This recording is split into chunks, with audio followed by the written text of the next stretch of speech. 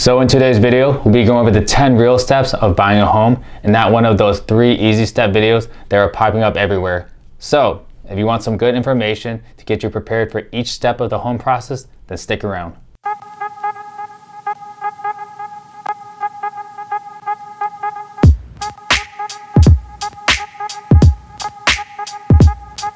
Hey everyone, welcome back to the channel and welcome back to another Let's Talk Real Estate Sunday. For today's video, I'm going to just jump right into it and show you the 10 main steps into buying a home.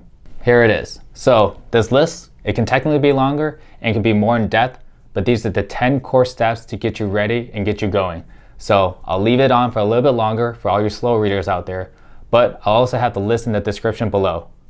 Okay, so now that we got that out of the way, you can either click off this video and start the process, or if you want a more in-depth explanation of each process, then stay with me and we'll jump right back into the first step to decide if you're ready to buy a home. So you may think you're ready to buy a home, but are you really?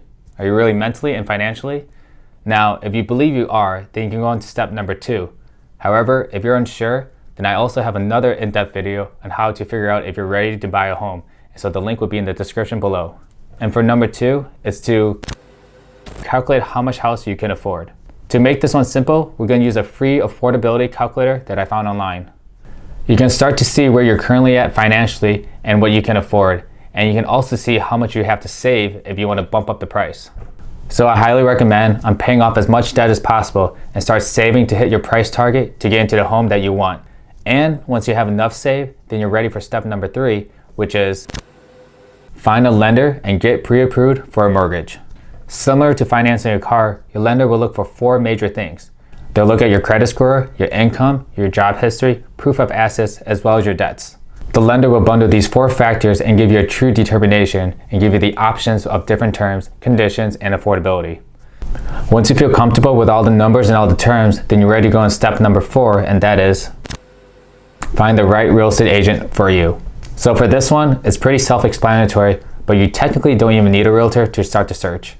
But I have an in-depth video on how to pick the best realtor for you without getting taken advantage of. So just watch that video after this one and I'll have the link in the description below. Okay, so now that you have a rockstar agent on your team, then you're ready to take charge onto step number 5, which is beginning the house search. My recommendation is to create an A and B list. A will be all your must-have requirements. With this, you'll start off with the basics such as zip codes, home type, square footage, amount of bedrooms, amount of bathrooms, something along those lines. And with your B, that'll be all the extra amenities that you would like, but you can live without. For example, maybe a pool, a game room, fireplace, etc.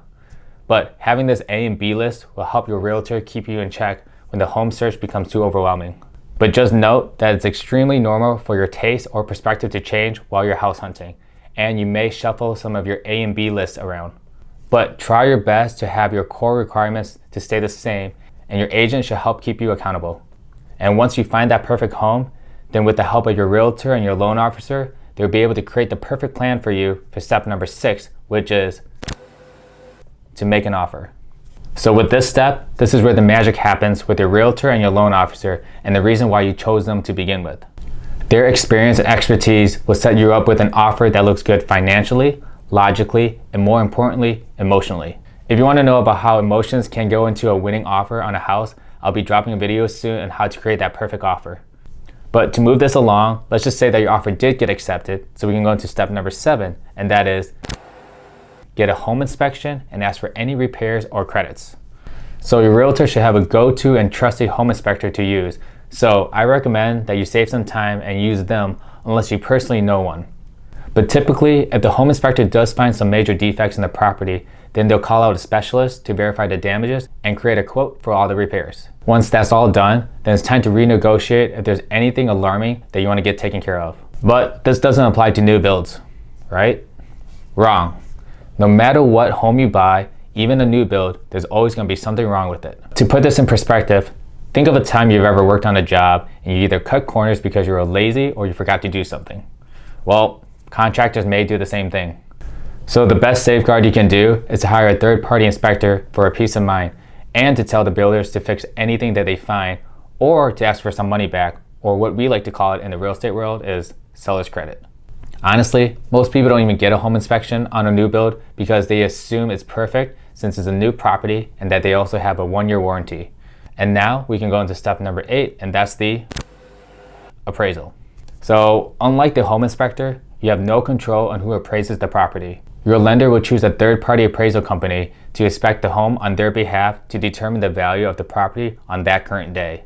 Don't worry, I'll make a more in-depth video on home inspections and appraisals because there's a lot of things that can go wrong. But to keep this video as short as possible, we'll just say that the home came back for exactly for what you offered, and now the bank gives you that stamp of approval for your loan. And because of your rockstar loan officer, they were able to get all the necessary loan documents processed correctly and smoothly, which then they got an email saying that they are now clear to close, which means that you can finally sign that new contract. But before you do that, we need to do something else, and that is number 9, the final walkthrough. Before you sign the dotted line, you should always do a final walkthrough. Now, in a perfect world, the seller will leave you the house clean and ready to move in. But unfortunately, we don't live in a perfect world, so you may walk into an unclean, damaged home with old junk left behind, or items taken from the home that was supposed to stay. So whatever you do, make sure you walk through the house at least 24 hours beforehand. And now that the walkthrough is done and everything is clean, you can go into number 10, which is close on your new home. Your loan officer will prepare you for this day and get you all the closing numbers, or what we like to call it is cash to close. This will be a bundle of fees that's owed to the appropriate parties, such as your down payment, your closing costs, title costs, and any other associated fees that you are obligated to pay in the beginning of the offer. You will bring the remaining balance to the title company, and an escrow officer will take the money and disperse it on your behalf. And at the same time, they will also go over all the necessary documentation for you to sign. And that's it. Congratulations, you are now a homeowner. You see, that wasn't so bad, especially if you have an excellent loan officer and realtor on your team that can take care of all the headaches for you. But I still highly recommend that you keep educating yourself so at least you have an understanding of the process and that you know exactly how you're investing into your future. And I truly do appreciate the support of this new YouTube journey. I have a lot of good videos coming your way, so don't forget to subscribe to the channel, and I'll see you guys in the next video.